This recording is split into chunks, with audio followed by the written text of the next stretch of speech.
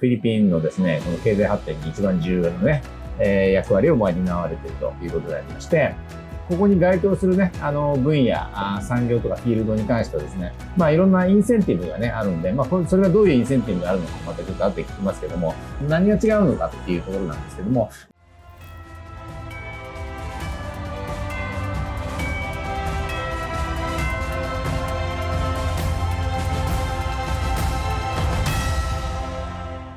はい、皆さん、こんにちは。フィリピンアセットコンサルティングの家村です。今日はですね、このフィリピンのね、政府機関のボードオブインベストメントの方にですね、お邪魔してまして、ボードオブインベストメントのですね、エグゼクティブダイレクターですね、インターナショナルインベストメントのですね、エリサさんにね、はい、いろいろね、BOI についてね、お話を聞いていきたいと思います。Thank you for joining our video. Thank you very much. Thank you very much for your time. Many Japanese enterprise and business person have a big attention to Philippines. How do they start a business? How do they invest in Philippines? So I want to ask you about many things about investment and business launch in Philippines. So firstly, could you tell us about what is BOI, roles and responsibility and mission, and what the positioning in the Philippine government agencies? Okay. Yeah. Thank you. The Board of Investments is an investments promotion agency. It is attached to the Department of Trade and Industry. Our chairman is actually the Secretary of Trade. I see.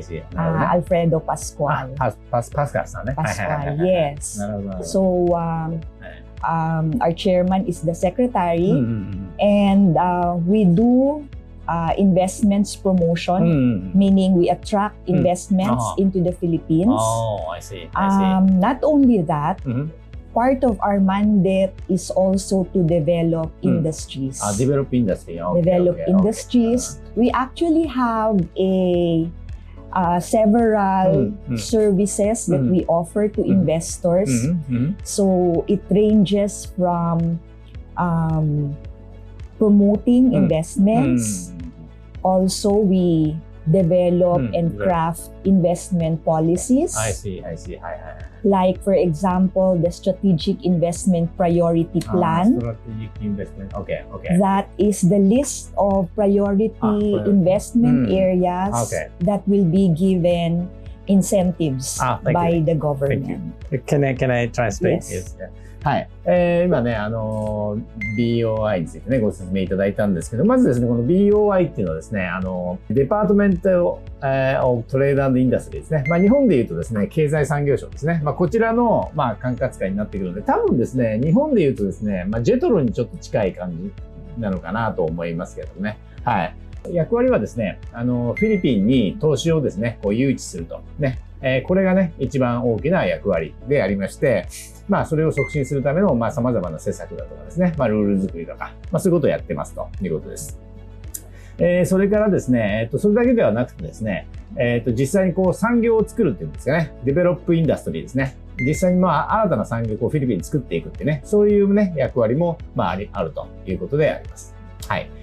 でですね、このBOI のですね、トップの方っていうのはですね、パスカルさんっていうですね、DTI のね、大臣ですね、が、こちらの、BOI のですね、トップも務めているということであります。Thank you. So I want to know more about the strategic investment program. Which area or what kind of, The Strategic Investment Priority Plan is a list of investment activities for which government will be providing incentives, fiscal incentives. Okay. And that is under the CREATE Act. CREATE Act. Okay. ということで、このシップですね。シップっていうのはこのストラテジックインベストメントプランですけども、これは要はですね、国としてですね、どういう産業をね、進行していこうかっていうね、なんていうんですかね、国のこの産業政策ですね。それを、司っているということで、非常にですね、まさに、フィリピンのですね、この経済発展に一番重要なね、役割を担われているということでありまして、具体的なですね、どういう内容かっていうのはちょっとまたこの後しますけども、ここに該当するね、分野、産業とかフィールドに関してはですね、いろんなインセンティブがね、あるんで、それがどういうインセンティブがあるのかまたちょっと後で聞きますけども、これ、クリエイトっていうね、クリエイト法っていう法律に基づいて、優先する産業なんかをですね、こう特定しているということであります。So could you tell us a specific field of business, industry in the included in the ship? Okay. So the Strategic Investment Priority Plan or the SIPP, it's a very long list. Very long list. Okay. Very long list, but we have categorized them into tiers, categories. Tier 1, Tier 2, Tier 3. Tier 3 activities would be those that are heavy in innovation, advanced manufacturing, R&D, and then the activities under Tier 2 would be those that will address the supply chain gaps in our economy. And then the Tier 1 group would be basic industries, including manufacturing, export-oriented activities, infrastructure, and the like. And then further, we are focusing on a specific set of investment areas like renewable energy, okay. Data centers and telecommunication infrastructure. Okay. And then green metals processing. Green metals processing, like nickel, cobalt, and copper. Okay. And then electric vehicles. EV. Yes. High technology agriculture. High tech agri. And then smart manufacturing. And then semiconductors and electronics. I see. Thank you. はい。この、非常にね、こう、リストとしてはね、すごくね、たくさんあるんで、ちょっとそれはね、またね、別途いろんな資料とかをね、ご紹介できればと思います。一応で基本的にはこう、階層ですね、ティアがね、分かれてまして、ティア1、2、3っていう形でね、ティアが分かれてるんですけども、一番ね、上のね、階層としてはですね、やはりこの、あれですね、製造業ですね、マニファクチャリングね。はい。これを重要視しているのっていうのと、あと輸出ですね、エクスポート。はい。こういった輸出に関連する仕事。それからインフラですね。はい。今ね、フィリピン、非常にこうね、インフラ、整備、非常に積極的にやってます。それ、ティア1と一番大きな階層としてはですね、その製造業と、輸出と、インフラというところであります。で、その次のティア2としてはですね、それを、そういった産業におけるそのサプライチェーンですね。今グローバルサプライチェーンでいろんなところにこう、なんていうんですかね、ファンクションがこう分散してるわけですけども、そういったものの中でね、こうフィリピンがどういう強みを発揮できるかみたいなね、こうサプライチェーンに関する、部分が、ティア2になりまして、で、ティア3としてはですね、そんな中でですね、イノベーティブなね、産業ですね。産業というか、イノベーティブな、企業というかですね、技術だったりですね、そういったものであるとか、あとはアドバンストマニファクチャリングということで、製造業のこの先進的な製造業ですね、そういった技術を持っている会社であったり、あとはなんですかね、新しいものを作る、もちろんね、R&D ですね、そういったところで、階層分けをしていますということです。で、それからですね、具体的なですね、産業分野ということについて言いますと、まずはですね、再生可能エネルギーですね、リニューアブルエネルギー。それからですね、データセンターですね。はい。メガデータセンターとか、いわゆるテレコム通信ですね。このあたりの、いわゆる通信インフラ系ですね。そこ。それから、いわゆるマイニング。フィリピンはね、実は非常にこう、資源がね、豊富なんですね。特にニッケルとか世界で確か、3番目ぐらいだったかな。2番目か3番目ぐらいの産出量があったりですね。あと金とかゴールドとか出ますし、そういった、いわゆる、資源ですね。資源開発。ただ資源開発もね、グリーンマイニングっていうことで、要は、やっぱり環境破壊をね、しないようにね、できるだけその資源開発を進めていくような、そういった技術を持っている会社とかですね。あるいはですね、今世界的にやっぱりマーケットが広がってるね、エレクトリックビークルですね、電気自動車。こういった分野。それからですね、やっぱりフィリピンでやっぱ農業をね、これマルコス大統領が一番重点的にやってる政策、農業分野ね、非常に重点的に進めてますので、そこの農業分野の産業をね、変えていくような、そういったテクノロジーですね、ハイテックアグリカルチャーですね、そういったところ、そんなね、具体的にはそういった分野の事業をやってる会社がですね、こういった様々なインセンティブをね、受けられると。こういう仕組みになっているのが、ストラテジックインベストメントプログラムということになります。Thank you. Okay, thank you. Next question. I have many questions from Japanese investors and business person. There are several,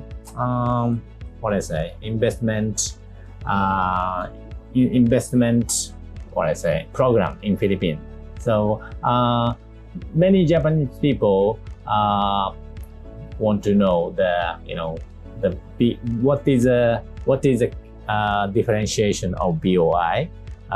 Peza is also very popular. Many Japanese people know Peza. Yeah. And there are other small, same kind of program like AFA. So what is BOI's, unique characteristic? So you've mentioned Peza, AFAB, the same as BOI. We are all investment promotion agencies, except that they only take care of their own locations, right? Their own locations. The BOI, as the lead investment promotion agency of the country, takes care of the whole country. So we attract investments to locate in the Philippines. So regardless of where they will be locating, they can locate in Peza, they can locate in Clark, but our mandate is to attract investments into the country. And what makes us what sets us apart is we're the only one that has an industry development function. And with this, we try to provide interventions to our local industries so that they can become competitive. And by doing so, we are able to promote and make it attractive to investors, correct? Also, as the BOI, we are the SIPP, the Strategic Investment Priority Plan. And most of the investment policies that all the other IPAs implement actually emanate from the Board of Investments. So they follow our guidelines. The SIPP is crafted by the BOI. And then in the amended Foreign Investments Act, there is a body created, the Interagency Investment Promotion Coordination Committee, and the BOI is the head of the secretariat. And another important legislation, that's Executive Order 18, which is constituting green lanes for strategic investments. Under that EO, the BOI is the single point of entry to be able to get the benefits of the EO 18. I see. Yes. Okay, thank you. So BOI plays a very prominent role in the investments promotion efforts of the country. So we are not just limited to I see. a certain location in the Philippines, but the whole I see. country. Yes. Thank you very much. I understand. そうですね。フィリピンにね、関心があるビジネスマンの方、あるいは投資家の方っていうのは、フィリピンのこのいろんなね、投資、なんて言いますかね、投資の促進するね、機関をね、調べたりされてる方多いと思うんですけども、いろんな名前出てくると思うんですよね。多分日本の方で結構で有名なの、例えばペザとかですね、有名だと思うんですけども、じゃあ BOI とそのペザだとか他のですね、いろんなその投資のプロモーションのですね、機関がフィリピン政府内にあるんですけども、何が違うのかっていうところなんですけども、一言で言うとですね、この BOI がですね、なんて言いますか、一番全体を取り仕切ってるっていうかですね、直接この、いわゆる、DTI のですね、直下にあってですね、なんていうの、他の様々なね、その投資促進機関あるんですけど、そういったところのよりもちょっとレイヤーが上というね、そういう認識じゃないかなと思います。で、やっぱり決定的に違うのはですね、基本的にペザーにせよですね、アファーブにせよですね、あるいはそのクラークのですね、その投資、促進庁とか、いろいろあるんですけども、基本的にそれ場所が特定されてるんですよね。例えばクラークであったりですね、バターンであったりですね。あるいはペザーの場合にはいろんなところにですね、実はあるんですけども、ただいわゆる場所が限定されてるんですね。そのペザーのビルの中とかね。に対してその BOI っていうのはですね、そういったそのロケーションに関係なくですね、フィリピン全体のですね、投資を促進していくっていうことで、そこが一番大きな違いっていうことになりますね。はい。それとですね、大きな違いは、投資をですね、促進する、投資をプロモーションするというのは、他の投資促進のエージェンシーも同じなんですけども、この BOI の場合にはですね、プラスね、この産業育成ですね、インダストリアルデベロップメントっていうね、そういうファンクションがありますので、そこがですね、他の、投資関連のエージェンシーと違うところになります。はい。あとはですね、実際そういったことでその投資促進をね、全体的に取りまとめておりますので、例えば、今、先ほどちょっとね、お話ししました、SIPP ですよね。ストラテジックインベストメントプログラムですね。こういったものなんかを作成するね、それの、を所管しているというようなこともありますということですかね。Okay, next question is, if the following company have a meet criteria, they can get incentive yes. and start a business in Philippines. So could you tell us about what kind of criteria do you have? Criteria, not the incentives. Incentive. Okay, the incentives. Okay, under the CREATE Act. So we are now following a single incentives regime. So all investment promotion agencies have this set of incentives to offer investors. So this would include 4 to 7 years of income tax holiday. 4 to 7. Income tax holiday meaning free corporate income tax. 0%? 0%. Corporate income tax. Right now, our tax rate is at 25%. 25%. So for 4 to 7 years, free. After that, there is a reduced rate of income tax, either of two ways. One is special corporate income tax rate of 5%. 5%. Okay. Based on gross income in lieu of all taxes. And the other one would be enhanced deductions in coming up with your income statement. So it's a choice between the special corporate income tax rate and enhanced deductions for export-oriented companies. But for domestic-oriented, after the ITH, it will be followed just by enhanced deductions of 5 years. For export-oriented, it's 10 years. So the total, for an export-oriented firm, the total incentive availment period ranges from 14 to 17 years. Because 4 to 7 years of income tax holiday plus 10 years of the reduced income taxes. なるほど。And then for domestic, it will be 4 to 7 years income tax holiday plus 5 years. Plus 5 years ね。In addition, we also have capital equipment incentives. So duty-free importation of capital equipment, raw materials, supplies. And for export-oriented, it can also be tax and duty-free. Duty-free ね。Okay, thank you very much.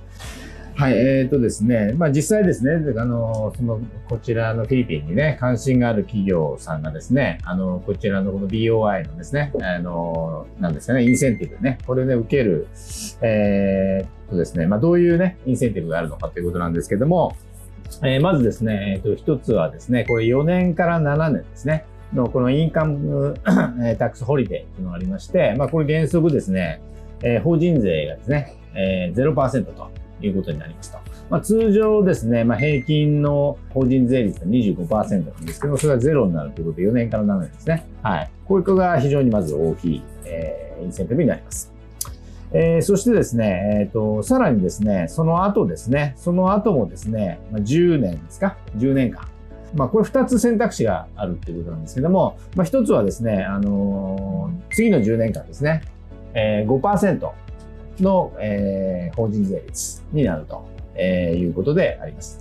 もう一つはですね、インハンスディダクションということで、いろんな、なんていうんですかね、経費処理がね、なんか促進できるね、そういったプランがあって、いずれにせよ、いわゆるタクサブルインカムがね、減るような、そういった、スキームがあって、このどちらかを選べるということで、基本的にですね、まず輸出ですね。輸出を、ベースとした会社に関しましてはですね、最初のですね、タックス、インカムタックスホリデー、これが4年から7年。で、プラス10年ですね。あるので、合計14年から17年間ですね、このインセンティブを受ける、ことができるということになります。で、国内産業ですね。エクスポートじゃなくて国内産業に関してはですね、これの期間がですね、最初の4年から7年は一緒なんですけども、次のね、インセンティブが10年ではなくて5年になるというところで、輸出産業がね、より大きなね、インセンティブを受けられるってね、そういう、状況になっております。Thank you. Okay. Next one is what condition, what criteria the polling company meet to get this incentive? So the activity should be in the strategic investment priority plan. Okay. So, and then depending on the activity, for example, in manufacturing, they must be able to meet one of 5 criteria, such as value adding of 25%.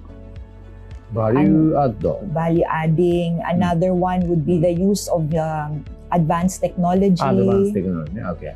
Another one, if they're into food, can be halal. With halal certification. Another one would be if it's something that will address our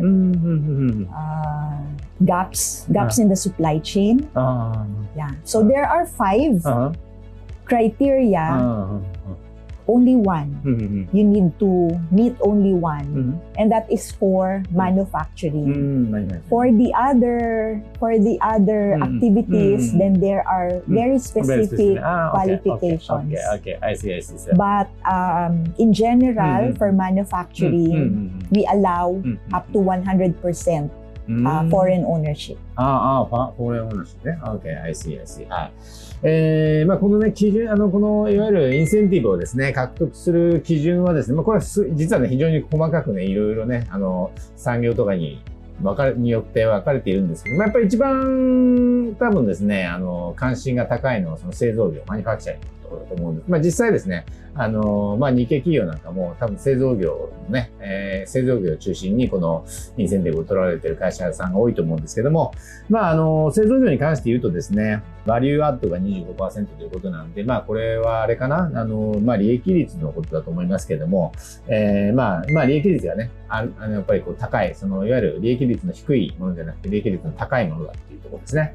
それから、あと、やっぱりアドバンステクノロジーですね。この製造業においてもですね、やっぱりこう高いね、技術をね、要している。そういった企業であったりっていうところが見られるということですね。あとは、ハラル基準とかね、そういったのもありまして、他にもいろいろあるんですけども、こういった基準ね、を満たすとですね、先ほどのインセンティブが得られると。Just to add, はい。Yeah. For export-oriented activities, the requirement is that the investor will be able to commit to export at least 70% of the production. ね、なるほど、なるほど。So they can qualify as an export-oriented firm. で、先ほどからね、いわゆる、輸出中心のね、会社はより大きなですね、インセンティブ、先ほどの期間もですね、インセンティブ期間も長かったりするんですけど、いわゆる輸出企業って何かっていうところの、定義としてはですね、いわゆる売上とか製造してる、製造、サービス業もあるんで、いわゆる売上の 70% ですね。70% が、エクスポート、という、海外向けと。ね、ここが基準になるんで、ここをクリアすると、より大きなね、インセンティブ、先ほどですね、得られるということになります。Okay. So this is a final question. Could you tell us what Japanese company have interest to BOI program, and actually what type of company already started the business in under BOI program? Okay, there are a lot of companies that are already doing business in the Philippines. Not all of them are registered with the Board of Investments, but in any case, we welcome Japanese investments. So, for example, but these are, for example, Honda, Toyota, Mitsubishi would be registered with the Board of Investments. Mitsubishi Motor? Yes, Mitsubishi Motor. Lawson, convenience store. Lawson? Accredited. Laguna Technopark, which is a domestic industrial park. Laguna. This is Sumitomo, I think. Yeah, I think so. Laguna Industrial Park. Yeah. Isetan Mitsukoshi. Oh, it's in BGC. And then there are also ones that involved in mass housing, like First Park Homes.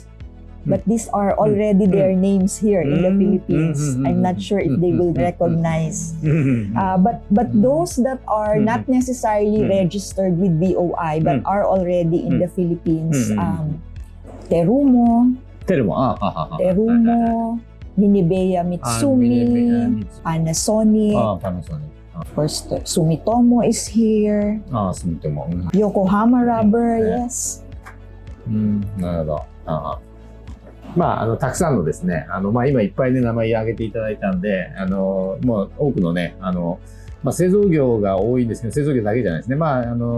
自動車、車で行けば、ホンダ、トヨタね、三菱、それからあと工業団地はね、商社を中心にね、住友商事とかね、さんがやられてたり、あと電子部品の関係とかだと、ミネベアさんとかですね、ミネベアとか、あと医療関連だとテルモとかですね、あともちろん電気関係、エレクトロニクスだとパナソニックも来てますし、いろんなもう本当ね、多くの日本の会社がですね、実はもうすでにですね、この BOI さんの、と一緒にですね、この事業を始めているということですね。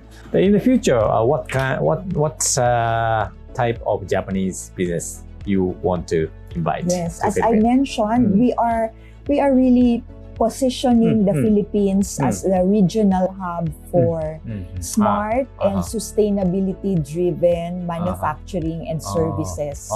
So we would like to invite Japanese investors to look into investing in the Philippines for renewable energy, for processing of our green metals, especially as inputs to the battery for electric vehicles, high technology agriculture. We know that Japan has a very advanced agricultural sector. Of course, also in the area of information and communication, including animation and game development, creative industries. Creative industry. Yes. And then smart and light manufacturing. Smart light manufacturing. Light manufacturing. Light manufacturing. Yes. For example? For example, medical devices. Medical yes, devices. Including electronic components. Maybe garments. We also have a Japanese who's doing PPEs. Personal protective equipment, Yokoi Sada. They're doing the face mask. Face mask. So, we know Japan is also very advanced in terms of medical devices and pharmaceuticals. I see.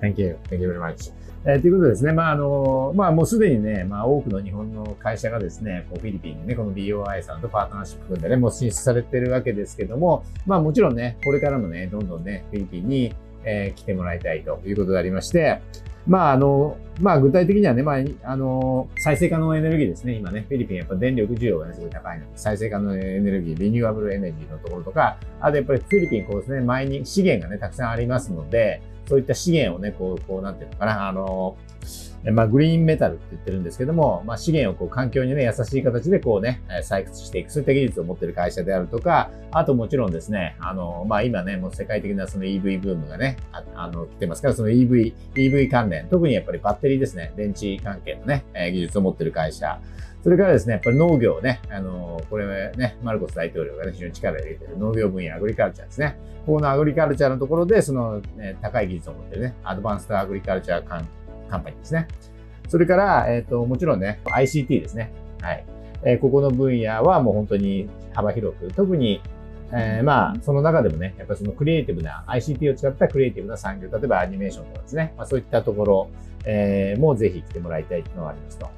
あと、製造業をね、もちろんね、すごくね、進行してるわけですけども、特にやっぱりこれからね、ライトマニュファクチャリングですね。ライトマニュファクチャリングと力入れていきたいんで、そういったところ、それは電子部品であったりですね、あるいは半導体ですね、セミコンダクターであったりと、そういったところのね、技術を持っている会社ね、ぜひですね、この BOI さんにですね、アプローチしてですね、このフィリピンでのね、事業展開というのを、ご検討されたらいいんじゃないかなと思います。はい、Thank you very much today. Thank you. We have a really fruitful and valuable information. Yes, I hope that the Japanese business community would really look very closely into the Philippines and make it happen in the Philippines. はい。でも、最後ですね、もうフィリピンでね、事業をね、ぜひ始めてくださいということで、いつでもウェルカムなのでということをね、最後、言っていただきました。ということで、皆さんね、これ見て、もしね、何かここに関心があるという方は、ぜひまたお問い合わせとかね、いただければなと思います。Thank you very much. Thank you. Thank you. ありがとうございました。